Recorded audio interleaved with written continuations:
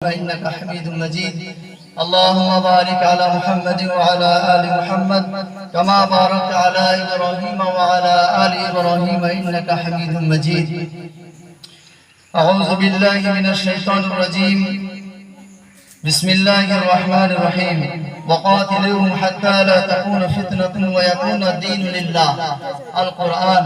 وقال النبي صلى الله عليه وسلم: الحق نور والكفر باطل باطل باطل والكفر ظلمة، أو كما قال عليه الصلاة والتسليم. আলহামদুলিল্লাহ, সমস্ত প্রশংসা জ্ঞাপন করি সেই মহান আল্লাহ তাবারক ওয়া তাআলার শাহী দরবারে, যিনি এই পরাধীন ভারতকে অত্যাচার জালেম ইংরেজ শাসকের হাত থেকে ছিনিয়ে নিয়ে আমাদের হাতে তুলে দিয়েছেন।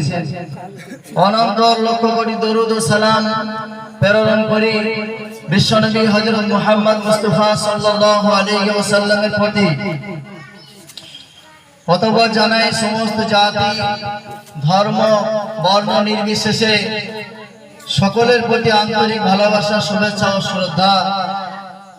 বন্ধুগণ, আমরা সকলেই জানি যে আজ থেকে 60 থেকে 61 বছর পূর্বে এই ভারতবর্ষ ছিল অত্যাচারী জালেম ইংরেজ শাসকের অধীনে।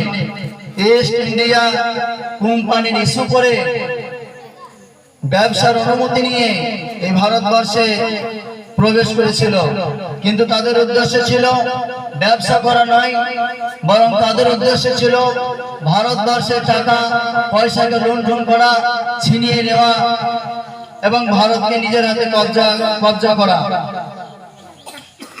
বন্ধুগণ, কেমন ভাবে যখন তারা এই ভারতবর্ষকে কবজা করেছিল, 1601 খ্রিস্টাব্দে ইংরেজ সম্রাট ব্যবসার নাম করে অনুমতি নিয়ে ভারতবর্ষে এসেছিল।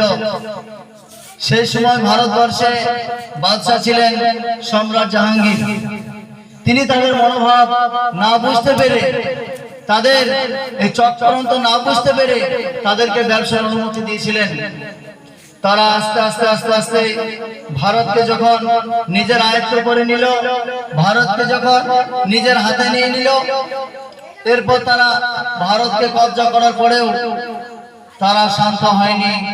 যাদের শরীরে লম্বা জামা ছিল, পরনে লম্বা জামা ছিল, মাথায় টুপি ছিল, তাদের কাছে অন্যায় করে, জোর করে, জুলুম করে 250 টাকা করে চার্জ করা হতো। এবং তারা শেষে এও ঘোষণা দিল